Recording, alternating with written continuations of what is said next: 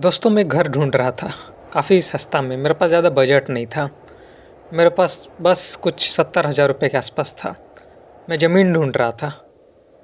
Internet में ढूंढते ढूंढते मुझे एक ज़मीन मिल गया, बट इस शहर के काफ़ी ज़्यादा बाहर था।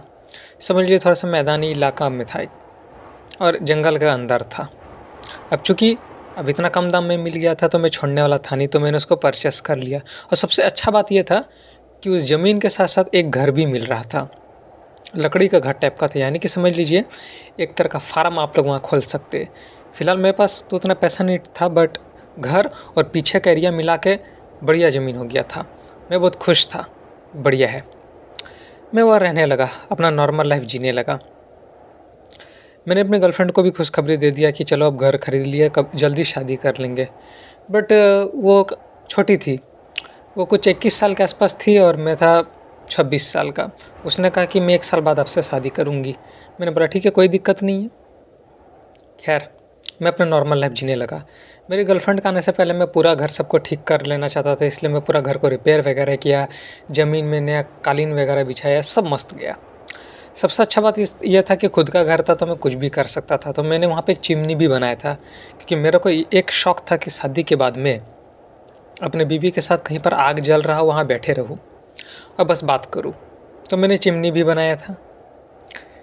तो एक रात ऐसे हुआ था, मैं जो चिमनी बनाया था उसमें आग डाल के आग को सेक रहा था और एंजॉय कर रहा था अपना।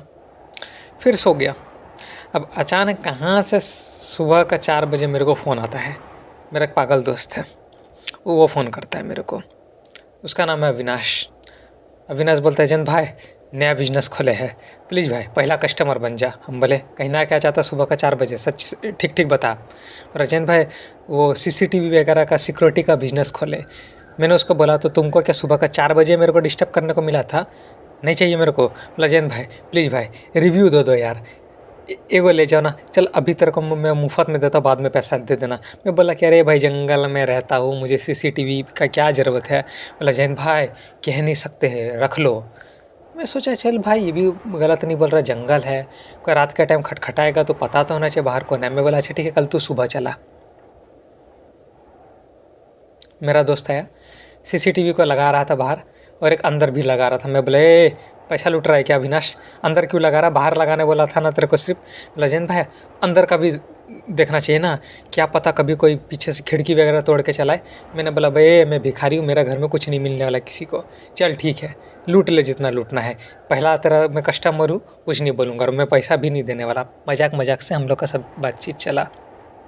खैर सीसीटीवी लग गया, मैं नॉर्मल लाइफ जीने लगा, सब मस्त गया, कोई टेंशन नहीं। बरसात आया, मैं अपने गर्लफ्रेंड को भी 1-2 बार लेके आया, उसके साथ वहाँ पर सोया भी था और कभी कभार तो कुछ दोस्तों को भी लेके चला आता था, मस्त अपना चल रहा था। एक दिन क्या हुआ, मैं अकेले ही था। मैं अकेला था और मैं चाहता था कि थोड़ा सा मूड फ्रेश कर लूँ, तो मैंने अपना लैपटॉप खोला। तो लैपटॉप खोला तो मुझे कुछ खास फिल्म वगैरह देखने का मन नहीं कर रहा था। तो मैं सोचा कि चल भाई देखते हैं कि सीसीटीवी में किस तरह से रिकॉर्डिंग होता है, अभी क्या चल रहा है। मैंने लाइव फुटेज देखा, बाहर का अंदर का, चल सब ठीक है। खैर सो गया। अगला दिन जैसे हुआ तो मेरा जो दोस्त था वो बोला कि जैन भाई तेरा वो हार्ड ड्राइव वगैरह को चेंज करना पड़ेगा, मैं घर आता हूँ। मैं बोला कि हाँ ठीक है चला। वो हार्ड ड्राइव लिया और चल गया। उसी शाम मुझे फ़ोन आता मेरा दोस्त अविनाश का, बोलते जैन भाई एक ज़रूरी बात है, तुम आ जाओ। मैं बोला कि कहाँ, तेरे घर? बोला हाँ। मैं बोला अरे पागल समझ के रखा है, हल्का हल्का बारिश हो रहा है, मैं भी नहीं आने वाला। जैन भाई प्लीज़ भाई चलाओ, तुम्हारी गर्लफ्रेंड यहीं पर है। मैं बोला क्या मजाक कर रहा है? बोला कि हाँ वो यहीं पर है। मैं बोला हट। मैं फ़ोन किया अपनी गर्लफ्रेंड को, वो बोला कि नहीं मैं तो अविनाश के साथ नहीं हूँ। फिर मैंने अविनाश को फ़ोन किया कि क्या बात कर रहा है। बोला अरे यार तेरी गर्लफ्रेंड यहाँ पर है, तू हाँ तो सही है, वो हम लोग प्लानिंग किए है पार्टी का, वो तुमसे झूठ बोल रही है, चल आओ। मेरा गर्लफ्रेंड का सवाल था, मैं सोचा क्या बात होगा क्या बात नहीं। मैं अविनाश के पास पहुँच गया। वही हल्का हल्का बारिश हो रहा था, बाहर आंधी वांधी चल रहा था, जैसे कि आपको पता था कि मैं जंगल का काफ़ी अंदर रह रहा था। अविनाश के पास गया, अविनाश ने मेरे को देखा, ऊपर से लेके नीचे तक घूरते रह गया। मैं बोला कहाँ है मेरी गर्लफ्रेंड? बोला जैन भाई अंदर आओ। मैं बोला कि क्या तुम मजाक लगा रखा है क्या, उतना दूर से मेरे को आना पड़ा? बोला जैन भाई अंदर आओ।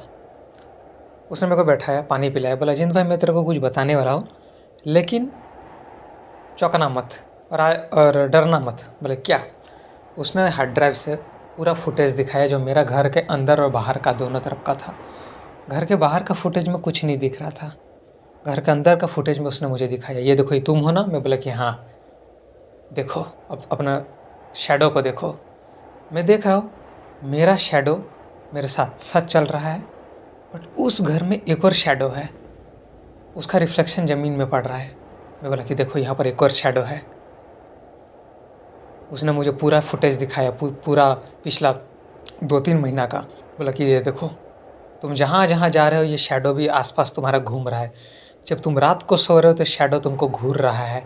दीवार में उसका रिफ्लेक्शन था, वो मेरा रिफ्लेक्शन नहीं था, क्योंकि मैं तो बेड में सो रहा था। जब मैं नहा रहा था तो बाथरूम में भी उसका रिफ्लेक्शन था। जब मैं अपना चिमनी में आग सेक रहा था तो वो भी उसका रिफ्लेक्शन था। इसका मतलब इतना दिन से उस घर में मैं अकेला नहीं था। अविनाश ने मेरे को बोला ये किसी तरह का शैतान लग रहा है मेरे को, जो तुम्हारे साथ तुम्हारे घर में रह रहा है शैडो के रूप में। तुमको पता नहीं चल रहा, सीसीटीवी में उठ गया है।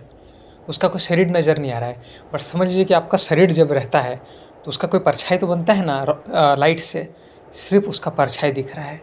और इतना दिन से मैंने ये नोटिस नहीं किया, सीसीटीवी का फुटेज के कारण मैं समझ पाया। अविनाश ने बोला वो घर दोबारा मत जाना। डर के मारे मेरा एकदम हालत ख़राब हो गया कि इतना समय से उस घर में मैं अकेला नहीं रह रहा था। जब मैं अपनी गर्लफ्रेंड के साथ भी 1-2 दिन सो रहा था तो भी मैं देख रहा वो शैडो मेरे को और मेरी गर्लफ्रेंड को घूर रहा है जब हम लोग सो रहे थे तब। डर के मारे मेरा एकदम पसीना छूट गया। सोचा कि भाई अगर ये सीसीटीवी नहीं लगाता तो मुझे तो पता ही नहीं चलता। शादी के बाद और मैं और मेरी गर्लफ्रेंड यहाँ रहते, कुछ भी हो सकता था हम लोग के साथ, हम लोग के बच्चा के साथ कोई भी अनहोनी हो सकता था। मैंने अविनाश को गले से लगाया। मैं बोला कि भाई तेरा सीसीटीवी का कितना पैसा है, मैं तेरे को डबल देता हूँ, तूने जान बचा लिया। उसके बाद अविनाश के घर ही में मैंने सोया रात को, अपनी गर्लफ्रेंड को कुछ नहीं बताया। दिन दहाड़े हम और अविनाश 3-4 और दोस्तों को झूठ बोल के लेके आए उस घर में और पूरा घर का सामान को खाली करवा दिए और वहाँ से चल गए। मैं उस घर को बेचूँ कि नहीं मुझे समझ में नहीं आ रहा है। किसी को बेचना भी तो गलत होगा, शायद इसलिए मुझे इतना सस्ता में मिल गया। किसी को धोखा दे के बेचना नहीं चाहता और ख़ुद भी नहीं रह सकता, तो मैंने वही डिसाइड किया जो करना चाहिए। मैंने अविनाश ने उस घर को 1 दोपहर आग लगा दिया। ज़मीन अभी भी है, बट अभी मैं वहाँ नहीं रहता हूँ, मैं दूसरा घर का तलाश में हूँ। हालांकि मैंने अपना सारा पैसा उसमें झोंक दिया था, बट मेरे पास अभी और कोई उपाय भी नहीं है। इसलिए कभी भी आप लोग को सस्ता में कोई घर मिले, संभल कर रहना, सब कुछ चेक कर लेना। कुछ ऐसा भी उस घर में हो सकता है जो आपको आँख में दिखाई ना दे। यही कहना चाहता हूँ। बाय।